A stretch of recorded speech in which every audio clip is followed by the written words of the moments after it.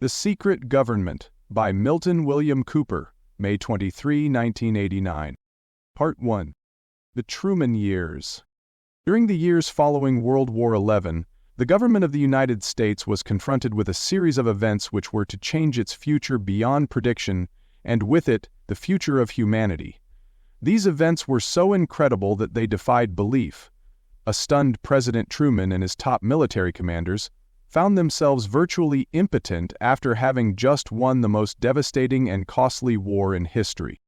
The United States had developed, used, and to date was the only nation on Earth in possession of the atomic bomb, which alone had the potential to destroy any enemy and even the Earth itself. At that time, the United States had the best economy, the most advanced technology, the highest standard of living, exerted the most influence, and fielded the largest and most powerful military forces in history. We can only imagine the confusion and concern when the informed elite of the United States government discovered that an alien spacecraft, piloted by insect-like beings from a totally incomprehensible culture, had crashed in the desert of New Mexico. 13 crashed alien spacecraft in USA. Between January 1947 and December 1952, at least 16 crashed or downed alien craft were recovered, with 65 dead alien bodies and 1 living alien. An additional alien craft had exploded, but nothing was recovered from that incident. Of these incidents, 13 occurred within the borders of the United States, not including the craft which disintegrated in the air. Of these 13 craft, 1 was found in Arizona, 11 were in New Mexico, and another had crashed in Nevada. 3 incidents also occurred in foreign countries. Of those, 1 was in Norway and the last 2 were in Mexico. Sightings of UFOs were so numerous that serious investigation and debunking of each report became impossible utilizing the existing intelligence assets. Above top secret classification. An alien craft was found on February 13, 1948 on a mesa near Aztec, New Mexico. Another craft was located on March 25, 1948 in Hart Canyon near Aztec, New Mexico. It was 100 feet in diameter. A total of 17 alien bodies were recovered from those 2 craft. Of even greater significance was the discovery of a large number of human body parts stored within both of these vehicles. A demon had reared its ugly head, and paranoia quickly took hold of everyone then in the know. The secret classification immediately became an above top secret lid and was screwed down tight. The security blanket was even tighter than that imposed upon the Manhattan Project, which developed the atomic bomb. In the coming years, these events were to become the most closely guarded secrets in the history of the world. Project Sign and Grudge. A special group of America's top scientists were organized and the name Project Sign in December 1947 to study the phenomenon. The whole nasty business was contained within the shroud of secrecy. Project Sign evolved into Project Grudge in December of 1948. A low-level collection and disinformation project called Blue Book was formed under Grudge. 16 volumes came out of Grudge, including the controversial Grudge 13, which I and Bill English read and revealed to the public. Blue teams were put together to recover the crash discs with living or dead aliens. The blue teams eventually evolved into alpha teams under Project Pounce. Truman creates CIA by executive order. During these early years, the United States Air Force and the CIA exercised complete control over the alien secret. In fact, the CIA was formed by a presidential executive order, first as the Central Intelligence Group, whose express purpose was to handle the alien presence. Subsequently, the National Security Act, NSA, was established to oversee the intelligence community, especially the alien endeavor. A series of national security council memos and executive orders removed the CIA from the sole task of gathering foreign intelligence information, and slowly but thoroughly legalized the direct action in the form of covert activities at home and abroad. On December 9, 1947, President Truman approved issuance of Memo 9 NSC-4 entitled Coordination of Foreign Intelligence Information Measures, at the urging of Secretaries Marshall, Forrestal, Patterson, as well as the director of the State Department's Policy Planning Staff, Kinnan. Directive defined CIA authority under NSC 4.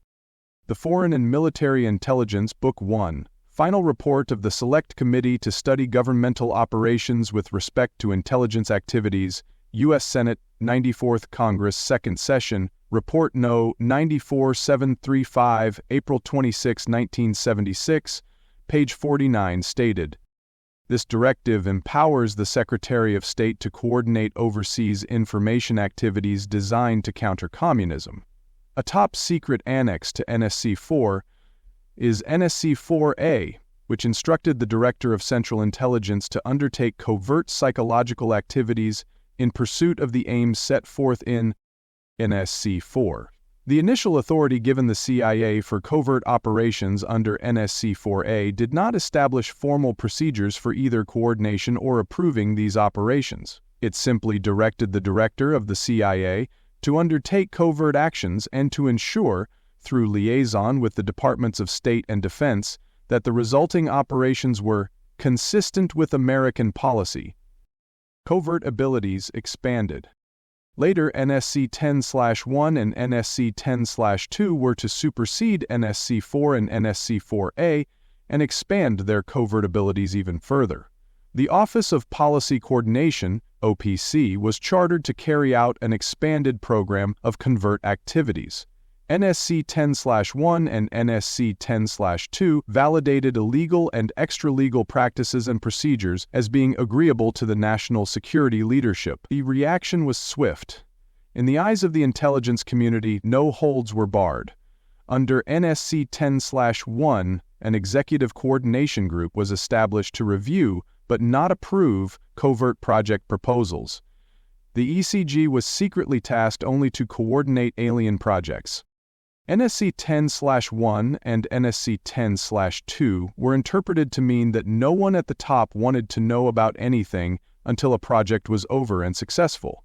These actions established an effective buffer between the president and the information they gathered. It was intended that this buffer serve as a means for the president to deny knowledge of such activities to the public if leaks divulged the true state of affairs. This buffer was used in later years for the purpose of effectively isolating succeeding presidents from any knowledge whatever of the alien presence, other than what the secret government and the intelligence community wanted him to know. NSC-10/2 established a study panel which met secretly and was made up of scientific minds of the day. The study panel was not called MJ-12. Another NSC memo, NSC-10-5, further outlined the duties of the study panel. These NSC memos and secret executive orders set the stage for the creation of MJ-12, which would come along 4 years later. Secretary of Defense Forrestal objects to alien secrecy. Secretary of Defense James Forrestal began to object to the secrecy since he was a very idealistic and religious man who believed that the public should be told. President Truman asked him to resign his position for divulging to leaders of the opposition party and to leaders of the Congress the alien problem. He expressed his fears to many other people and rightfully believed that he was being watched. His actions were interpreted by those who were ignorant of the facts as paranoia. Forrestal later was said to have suffered a mental breakdown and was admitted to Bethesda Naval Hospital. In fact, it was feared that Forrestal would begin to talk again, and he had to be isolated and discredited. Sometime in the early morning of May 22, 1949, agents of the CIA tied a sheet around his neck, fastened the other end to a fixture in his room, and threw James Forrestal out the window. The sheet tore and he plummeted to his death, becoming one of the first victims of a cover-up. Living alien rescued at Roswell, New Mexico, 1949. The living alien that had been rescued from the 1949 Roswell crash was named EBE. Its name had been suggested by Dr. Vannevar Bush as an acronym for Extraterrestrial Biological Entity. EBE had a tendency to lie, and for over a year would give only the expected answer to questions asked by his interrogators. Those questions which would have resulted in an undesirable answer went unanswered. At some point during the second year of captivity, he began to open up, and the information derived from EBE was startling, to say the least. This compilation of his revelations became the foundation of what would later be called the Yellow Book. Photographs were taken of EBE, which, among others, I and Bill English were to view years later in Project Grudge 13, alien biological system based on chlorophyll process. In late 1951, EBE became very ill, and medical personnel had been unable to determine the cause of his illness, as they had no background about his biological structure from which to draw. EBE's biological system was chlorophyll-based and processed food into energy, much the same as plants did. Waste material was excreted the same as plants. It was decided that an expert on botany was called for. A botanist, Dr. Guillermo Mendoza, was brought in to help EBE recover. Dr. Mendoza worked hard to save his life until EBE died in mid-1952. Dr. Mendoza became an expert on alien biology. Meanwhile, in the futile attempt to save EBE and to gain favor with this technologically superior alien race, the United States began broadcasting into the vast regions of space a call for help early in 1952. The call went unanswered as EBE's life ebbed away, but the project continued as an effort of good faith. Truman creates NSA to decipher alien language. President Truman created the super-secret NSA National Security Agency by secret executive order on November 4, 1952. Its primary purpose was to decipher the aliens' communications and language and establish a dialogue with them. This extremely urgent task was a continuation of an earlier effort and was codenamed Sigma. The secondary purpose of the NSA was to monitor all communications and transmissions from any and all devices worldwide for the purpose of gathering intelligence, both human or alien, and to contain the secret of the alien presence from the public at large. Project Sigma was successful. The NSA also maintains communications with the lunar base and other secret space programs. NSA is above the law. By executive order, the NSA is exempt from all laws which do not specifically name the NSA in the text of the law as being subject to that law. That meant that if the agency is not spelled out in the text of any and every law passed by the U.S. Congress, it is not subject to any of those laws. The NSA now performs many other duties, and in fact is the premier agency within the intelligence community. Today, NSA receives 75% of the budget allotted to the total intelligence community. The old saying, "where the money goes, therein the power resides," is true in this case. The primary task of the NSA today is still alien communications, but now also includes other alien projects as well. Whereas the Director of Central Intelligence, DCI, is a figurehead maintained as a public ruse. U.S. shares alien secret with Soviet Union. President Truman had been keeping our military allies, including the Soviet Union, informed of the developing alien problem since the Roswell recovery. This had been done in case the aliens turned out to be a threat to the human race. Plans were formulated to defend the Earth in case of invasion. Great difficulty was encountered in maintaining international secrecy. It was decided that an outside group was necessary to coordinate and control international efforts in order to hide the secret from the normal scrutiny of governments by the press. The result was the formation of a secret society known as the Bilderbergers, whose headquarters is located in Geneva, Switzerland. The Bilderbergers evolved into a secret world government that now controls everything, including the world banking system. Banking system, the United Nations was considered then, and is now, an international joke among the elite power structure. President Eisenhower tackles the alien problem.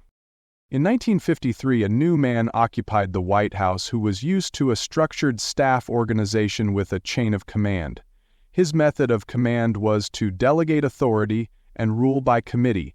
He made the major decisions, but only when his advisors were unable to come to a consensus. His normal method was to read through or listen to several alternatives and then approve one. Those who worked closely with him have stated that his favorite comment was, "Just do whatever it takes." He spent a lot of time on the golf course, which was not at all unusual for a man who had been career Army with the ultimate position of Supreme Allied Commander during World War II, a position which carries 5 stars on it. This president was General of the Army, Dwight David Eisenhower. During his first year in office, 1953, at least 10 more crashed alien discs were recovered, along with 26 dead and 4 living aliens. Of these 10 downed craft, 4 were found in Arizona, 2 in Texas, 1 in New Mexico, 1 in Louisiana, 1 in Montana, and 1 in South Africa. There were hundreds of disc sightings reported in that year. Eisenhower and Rockefeller join forces. Eisenhower knew that he had to wrestle and beat the alien problem. He also knew that he could not do it by revealing the secret to the U.S. Congress. Early in 1953, the new president turned to his friend and fellow member of the Council on Foreign Relations, CFR, Nelson Rockefeller, for help with the alien problem. Asking Rockefeller for his assistance with the alien problem was to be the biggest mistake Eisenhower ever made for the future of the United States and, probably most of all, for humanity. Eisenhower and Rockefeller began planning the secret structure of alien task supervision, which would become a reality within a year. The Matrix, for MJ-12, was thus born. Why had he turned to Nelson Rockefeller on this sensitive, top-secret issue? Nelson's uncle Winthrop Aldrich had been crucial in convincing Eisenhower to run for president. Consequently, the entire Rockefeller family brought forth the Rockefeller empire to solidly back Ike. Rockefeller appointed chairman of advisory committee. Within 1 week of Eisenhower's election, he had appointed Nelson Rockefeller chairman of a presidential advisory committee on government organization. Rockefeller was responsible for planning the reorganization of the government. New Deal programs went into one single cabinet position, called the Department of Health, Education, and Welfare. When the Congress approved the new cabinet position in April of 1953, Nelson was named to the post of Undersecretary under Oveta Culp Hobby. Space visitors discovered by astronomers. In 1953, astronomers discovered large objects in space that were moving towards the Earth. It was first believed that they were asteroids. Later, astronomical evidence proved that the objects could only be spaceships. Project Sigma intercepted alien radio communication. When the objects reached the Earth, they took up a very high orbit around the equator. There were several huge ships, and their actual intent was unknown. Project Sigma and Plato, a new project utilizing computer binary language in radio telecommunications, were able to arrange a landing that resulted in face-to-face contact with alien beings from another planet. Project Plato was tasked with establishing diplomatic relations with this alien race of space beings. Aliens from Pleiades warn U.S. about Greys. In the meantime, a race of humanoid-looking aliens made contact with the U.S. government. This alien group warned us against the aliens that were orbiting over the equator and offered to help us with our spiritual development. They stipulated that we dismantle and destroy our nuclear weapons systems as the major condition to their offer. They refused to exchange technology, citing that we were spiritually unable to handle the technology that they possessed at that time. They believed that we would only use their new technology to destroy each other. This race stated that we were on a path of self-destruction and therefore must stop killing each other, stop polluting the planet, stop raping the Earth's natural resources, and learn to live in harmony with each other. These terms were met with extreme suspicion, especially the major condition of nuclear disarmament. It was believed that meeting that condition would leave us helpless in the face of an obvious alien threat. We also had nothing in history to help with the decision. Nuclear disarmament was not considered to be within the best interest of the United States. Therefore, the overtures were rejected. Aliens from Orion greet President Eisenhower. Later, in 1954, the race of large-nosed gray aliens which had been orbiting the Earth landed at Holloman Air Force Base. A basic agreement was reached with them. This race identified themselves as originating from a planet around a red star in the constellation of Orion, which we call Betelgeuse. They state that their planet was dying and that at some unknown future time, they would no longer be able to survive there. This led to a second landing at Edwards Air Force Base. The historical event had been planned in advance, and details of the treaty had been agreed upon. Eisenhower arranged to be in Palm Springs on vacation. On the appointed day, the president spirited away to the airbase and the excuse was given to the press that he was visiting a dentist. Treaty signed with alien nation ambassador Krill. President Eisenhower met with the aliens and a formal treaty was signed between the USA and the alien nation. We then received our first alien ambassador from outer space, whose name and title were His Omnipotent Highness Krill. In the American tradition of disdain for royal titles, he was secretly called the original hostage Krill. You should also know that the aliens' flag is known as the trilateral insignia. It is displayed on their craft and worn on their uniforms.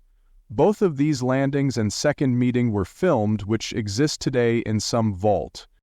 The treaty stated the aliens would not interfere in our affairs and we would not interfere in theirs. We would keep their presence on Earth a secret. They could furnish us with advanced technology and would help us in our technological development. They would not make any treaty with any other Earth nation. They could abduct humans on a limited and periodic basis for purpose of medical examination and monitoring of our development, with the stipulation that humans would not be harmed, would be returned to their point of abduction, that the humans would have no memory of the event, and that the alien nation would furnish MJ-12 with a list of all human contacts and abductees on a regularly scheduled basis. It was agreed that each nation would receive the ambassador of the other for as long as the treaty remained in force. It was further agreed that the alien nation and the United States would exchange 16 personnel with each other for the purpose of learning more about one another. Alien personnel exchanged and underground base constructed. The alien guests would remain on Earth and the human guests would travel to the alien's point of origin for a specified period of time and then return, exchanging personnel to their home planet. It was also agreed that bases would be constructed underground for the use of the alien nation, and 2 bases would be constructed for the joint use of the alien nation and the United States government. Exchange of technology would take place in the jointly occupied bases. These alien bases would be constructed under Indian reservations in the Four Corners area of Utah, New Mexico, Arizona, and Colorado. Another one would be constructed in Nevada within the area known as S4, located approximately 7 miles south of the western border of Area 51, known as Dreamland. All alien bases are under complete control of the Naval Department, and all personnel who work in these complexes received their paychecks from the Navy. Construction of the bases began immediately, but progress was slow until larger amounts of money were made available in 1957. Work continued on the Yellow Book, compiling historical and sociological data about the alien culture. Alien spacecraft tested in Nevada, Project Red Light. Meanwhile, Project Red Light was formed and experimentation of test-flying alien-like aircraft was begun in earnest. A super top-secret facility was built at Groom Lake, Nevada, in the midst of the weapons testing range. It was codenamed Dreamland. The installation was placed under the Department of the Navy and clearance of all personnel required a Q clearance as well as executive presidential approval. This is ironic due to the fact that the President of the United States does not have clearance to visit the site.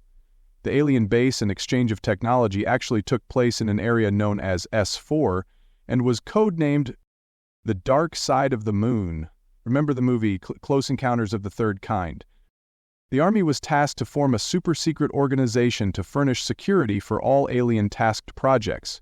This organization became the National Reconnaissance Organization, based at Fort Carson, Colorado. The specific teams trained to secure the projects were called Delta Teams. A second project, codenamed Snowbird, was promulgated to explain away any sightings of the red light crafts as being Air Force experiments.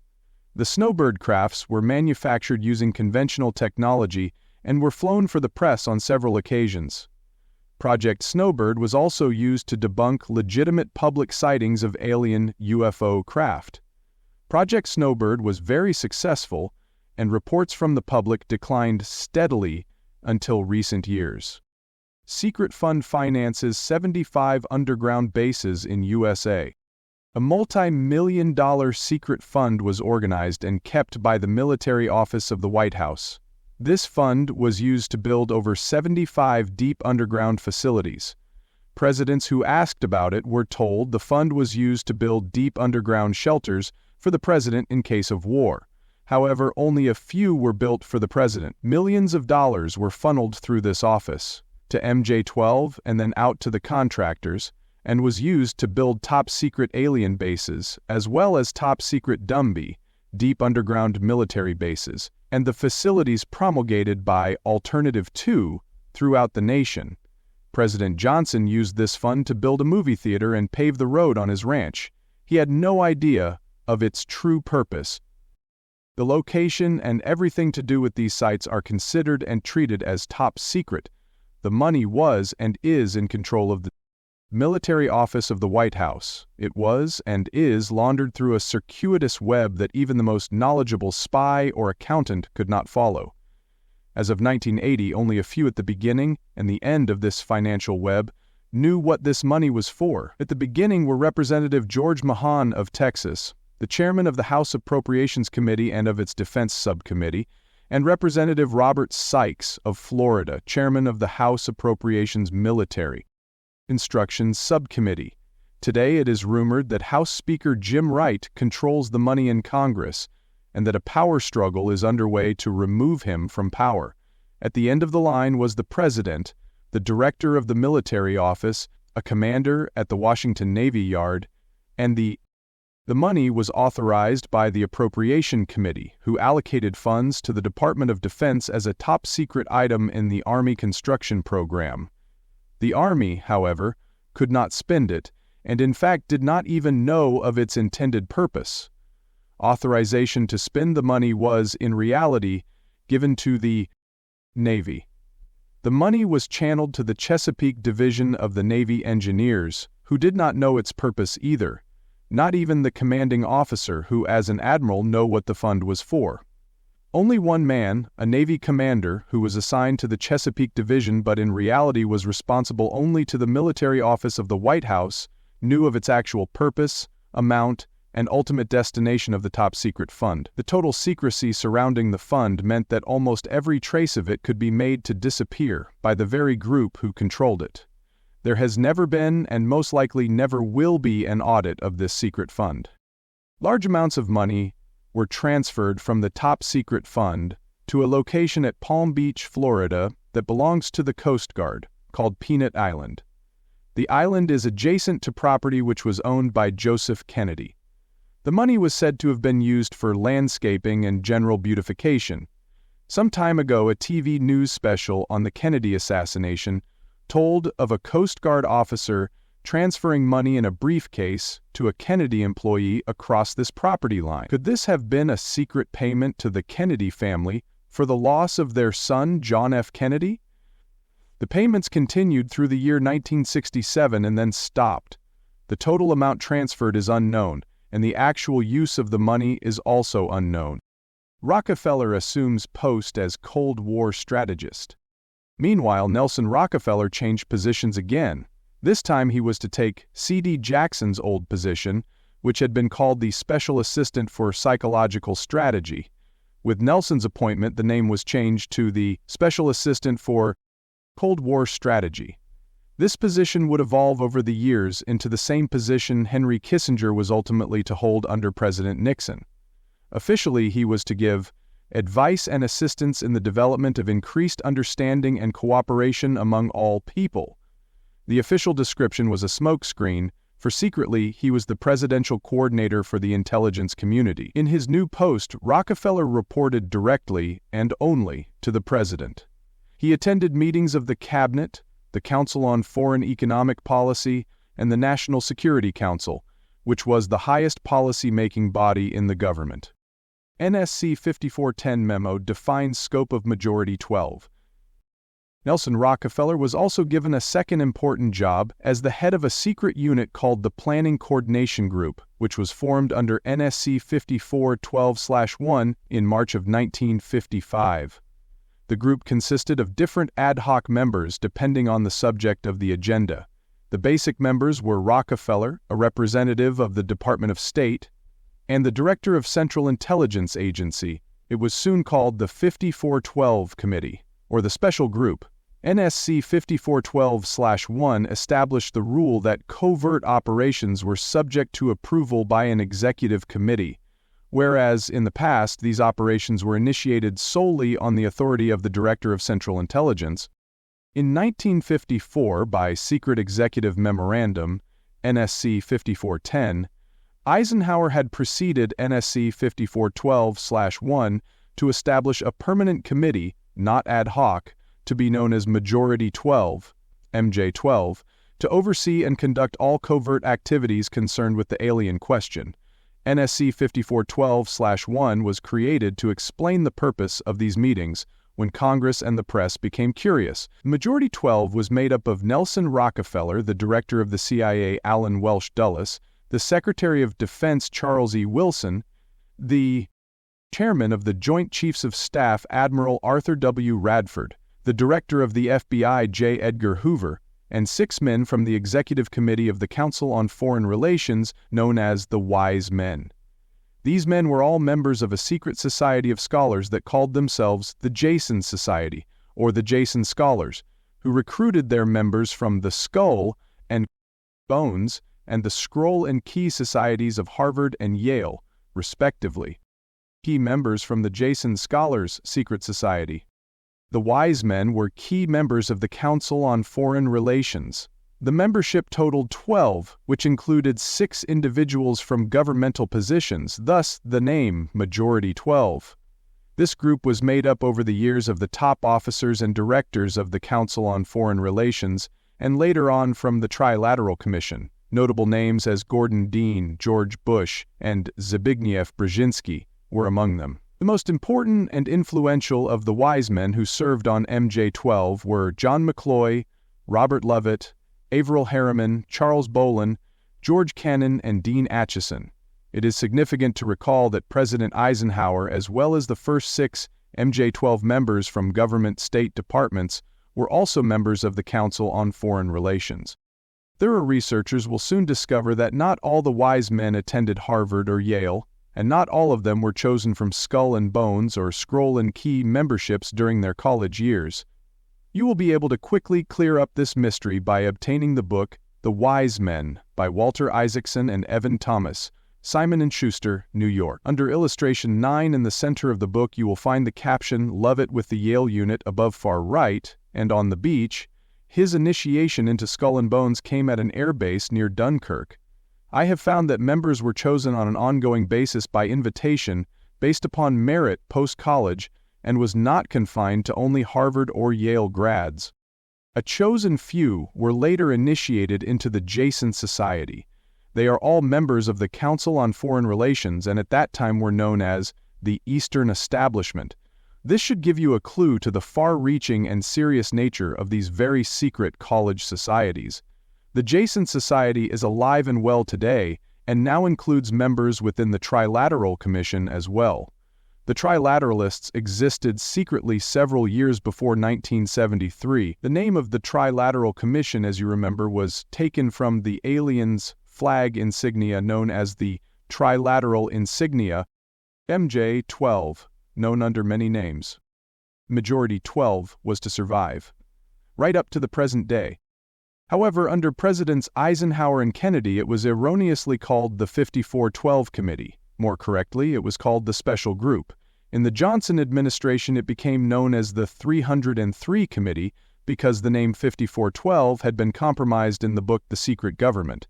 Actually, NSC 512/1 was leaked to the author to hide the existence of NSC 5410. While under Nixon, Ford, and Carter, the special group was called the 40 Committee, and under Reagan it became the PI 40 Committee. Over all those years, its purpose remained the same, only the name changed.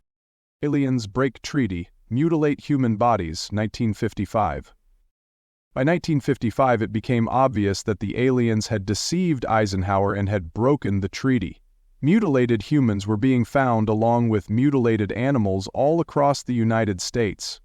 It was suspected that the aliens were not submitting a complete list of human contacts and abductees to MJ12 as agreed by treaty, and it was suspected that not all abductees had been returned. The Soviet Union was suspected of interacting with them, and this proved to be true. It was learned that the aliens had been and were continuing to manipulate masses of people through the occult movement, various cults, secret societies, witchcraft, magic, and religions. After several Air Force combat air engagements with alien craft, it became blatantly apparent that our weapons were no match against their technology. Subsequently, in November of 1955, Eisenhower issued NSC 5412/2, establishing a study committee to explore all factors which are involved in the making and implementing of foreign policy in the nuclear age. This was only a blanket of snow that covered the real subject of intense scrutiny on the alien question. NC 5412/2 creates contingency plan to study alien problem. By Secret Executive Memorandum NSC 5411, 1954, Eisenhower had commissioned the study group to examine all the facts, evidence, lies, and deception and discover the truth of the alien question. NSC 5412/2 was only a cover that had become necessary when the press began inquiring as to the purpose of regular meetings of such important men. The first meetings began at Quantico Marine Base. The study group was made up of 35 members of the Council on Foreign Relations, secret scholars known as the Jason Society or the Jason Scholars. Dr. Edward Teller was invited to participate. Dr. Zbigniew Brzezinski was the study director for the first 18 months. Dr. Henry Kissinger was chosen as the group's study director for the second 18 months. Dr. Jim Coney was a frequent visitor during the study. The study group members: Gordon Dean, chairman; Dr. Zbigniew Brzezinski, study director, first phase; Dr. Henry Kissinger, study director, second phase. That's just Edward Teller. Madge Jen, Richard C. Lindsay, Mr. Hanson W. Baldwin, Madge James McCormick Jr., Mr. Frank C. Nash, Mr. Paul H. Neitze, Mr. Charles P. Noyes, Mr. Frank Pace Jr., Mr. James A. Perkins, Mr. Don K. Price, Mr. David Rockefeller, Mr. Oscar M. Rubausen, Elt James, James M. Gavin, Mr. Carroll P. Haskins, Mr. James T. Hill Jr., Mr. Joseph E. Johnson, Mr. Minning J. Kelly, Mr. Frank Altschul, Mr. Hamilton Fish Armstrong, Mr. Lloyd V. Berkner, Mr. Robert R. Bowie, Mr. Mick George Bundy, Mr. William A. M. Burton, Mr. John C. Campbell, Mr. Thomas K. Finletter, Mr. George S. Franklin, Mr. I. Robbie, Mr. Roswell L. Gilpatrick, Mr. N. E. Hallaby, Mr. Jen Walter Bedell Smith, Mr. Henry DeWolf Smith, Mr. Shield Warren, Mr. Carroll L. Wilson, Mr. Arnold Wolfers. Second phase meeting of study group. The second phase meetings were also held at the Marine base at Quantico, Virginia, and the group became known as Quantico 11. Nelson Rockefeller built a retreat somewhere in Maryland for MJ-12 and the study committee that could only be reached by air so that they could meet away from public scrutiny. This secret meeting place is known by the code name the Country Club. Complete living, eating, recreation, library, and meeting facilities exist at the location. The study group was publicly closed in the latter months of 1956, and Henry Kissinger published what was officially termed the results in 1957 as Nuclear Weapons and Foreign Policy by Henry Kissinger, published for the Council on Foreign Relations by Harper & Brothers, New York. In truth, the manuscript had already been 80% written while Kissinger was at Harvard. The study group continued veiled in secrecy. A clue to the seriousness Kissinger attached to the study can be found in statements by his wife and friends. Many of them stated that Henry would leave home early each morning and return late each night without speaking to anyone or responding to anyone. It seemed as if he were in another world which held no room for anyone else. These statements are very revealing into the nature of Henry's personal dilemma. The revelations of the alien presence and their actions during the study must have been a great shock to his reality system. Henry Kissinger was definitely out of character during the time surrounding their meetings. He would never again be affected in this manner, no matter the seriousness of any subsequent event. On many occasions he would work very late into the night after having already put in a full day. This behavior eventually led to divorce. The major finding resulted from alien study, economic collapse. A major finding of the alien study was that the public could not be told, since it was believed that this knowledge most certainly would lead to economic collapse, collapse of the religious structure, and national panic which would lead into anarchy. Secrecy thus was continued. An offshoot of this finding was that if the public could not be told, then the Congress could not be told either. Thus, funding for the projects and research would have to come from outside normal government channels. In the meantime, money was to be obtained from the military budget and from CIA confidential non-appropriated funds. Second major finding, genetic experiments upon humans. Another major finding was the aliens were using humans and animals for sources of glandular secretions, enzymes, hormonal secretions, and blood, as well as in horrible genetic experiments. The aliens explained these actions as necessary to their survival. They stated that their genetic structure had deteriorated and that they were no longer able to reproduce. They also stated that if they were unable to improve their genetic structure, their race would soon cease to exist. We looked upon their explanations with extreme suspicion. Current weapon technology useless against aliens. Since our weapons were literally useless against the aliens, MJ-12 decided to continue friendly diplomatic relations with them until such time as we were able to develop a technology which would enable us to challenge them on a military basis. Overtures would have to be made to the Soviet Union and other nations to join forces for the survival of humanity. In the meantime, plans were developed to research and construct two weapons systems using conventional and nuclear technology which would hopefully bring us to parity. The results of the research were projects Joshua and Excalibur. Joshua was a weapon captured from the Germans, which, at that time, was capable of shattering 4-inch thick armor plate at a range of 2 miles using low-frequency sound waves. It was believed that this weapon would be effective against the alien craft and their beam weapons. Excalibur was a weapon carried by missile not to exceed 30,000 feet, AGL, not to deviate from designated target more than 50 meters, would penetrate 10 meters of tufa hard-packed soil, such as that found in New Mexico, would carry a 1 megaton warhead and was intended for use in destroying the aliens in their underground bases. Joshua was developed successfully, but never used to my knowledge. Excalibur was not pushed until recent years, and now there is an unprecedented effort to develop this weapon. Vatican Archives reveals End Times Prophecy true. The events at Fatima in the early part of the century were scrutinized. On suspicion that it was alien manipulation, an intelligence operation was put into motion to penetrate the secrecy surrounding the event. The United States utilized its Vatican moles that had been recruited and nurtured during WII, and soon obtained the entire Vatican study, which included the prophecy. This prophecy stated that if man did not turn from evil and place himself at the feet of Christ, the planet would self-destruct and the events described in the book of Revelations would indeed come to pass. It stated that a child would be born who would unite the world with a plan for world peace and initiate a false religion, beginning in 1992. By 1995, the people would discern that he was evil and was indeed linked with the Antichrist. World War III would begin in the Middle East in 1995 with an invasion of Israel by the United Arab Nations using conventional weapons, which would culminate in a nuclear holocaust in the latter part of 1999. Between 1999 and the year 2003, most of life on the planet Earth would suffer horribly and die as a result. The return of the Christ would occur in the year 2011. Aliens confronted with biblical prophecy. When the aliens were confronted with this finding, they confirmed that it was true. The reader is cautioned to remember that the aliens' hidden agenda is support by lying.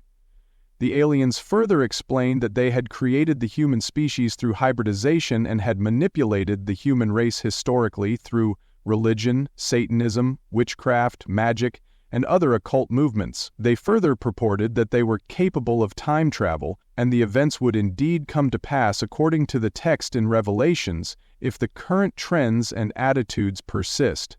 Later exploitation of alien technology by the United States and the Soviet Union utilizing time travel confirmed the prophecy.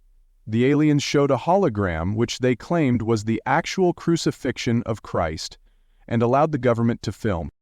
We didn't know whether to believe them or not.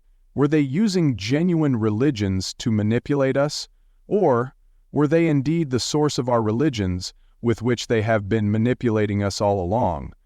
Was this the beginning of the genuine end times and the return of Christ, which has been predicted in the Bible? No one knew the answer. A symposium was held in 1957 which was attended by some of the greatest scientific minds living then. They reached the conclusion that by the end of the century, or shortly after the year 2000, the planet would self-destruct due to increased population and man's exploitation of the environment without any help from God or the aliens. Jason scholars are asked to develop alternative scenario.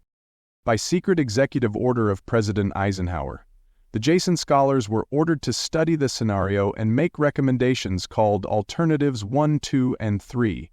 Alternative 1 was the use of nuclear devices to blast holes in the stratosphere from which the heat and pollution would escape into space. Change the human cultures from that of exploitation into cultures of environmental protection. Of the three, this was decided to be the least likely to succeed due to the inherent nature of man and the additional damage the nuclear explosions would themselves create. Alternative 2 was to build a vast network of underground cities and tunnels in which a select representation of all cultures and occupations would survive and carry on the human race. The rest of humanity would be left to fend for themselves on the surface of the planet. Alternative 3 was to exploit the alien and conventional technology in order for a select few to leave the Earth and establish colonies in outer space. I am not able to either confirm nor deny the existence of batch consignments of human slaves which would be used for the manual labor in the effort as part of the plan.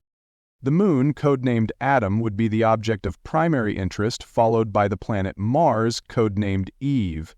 As a delaying action, all three alternatives would include birth control, sterilization, and the introduction of deadly microbes to control or slow the growth of the Earth's population. AIDS virus is only one result of these plans. There are other contingencies at work. It was decided, since the population must be reduced and controlled, that it would be in the best interest of the human race to rid ourselves of the undesirable elements of our society. The joint U.S. and Soviet leadership dismissed Alternative 1, but ordered work to begin on Alternatives 2 and 3 virtually at the same time. Rand Corporation Symposium on Underground Shelters. In 1959, the Rand Corporation hosted a deep underground construction symposium. In the symposium report, machines are pictured and described which would bore a tunnel 45 feet in diameter at the rate of 5 feet per hour. It also displays pictures of huge tunnels and underground vaults containing what appear to be complex facilities and possibly even cities. It appears that in the previous 5 years, an all-out underground construction effort had made significant progress by that time. Illegal drug markets become financial resource for CIA. The ruling powers decided that one means of funding the alien connection or other black market projects was to corner the illegal drug market.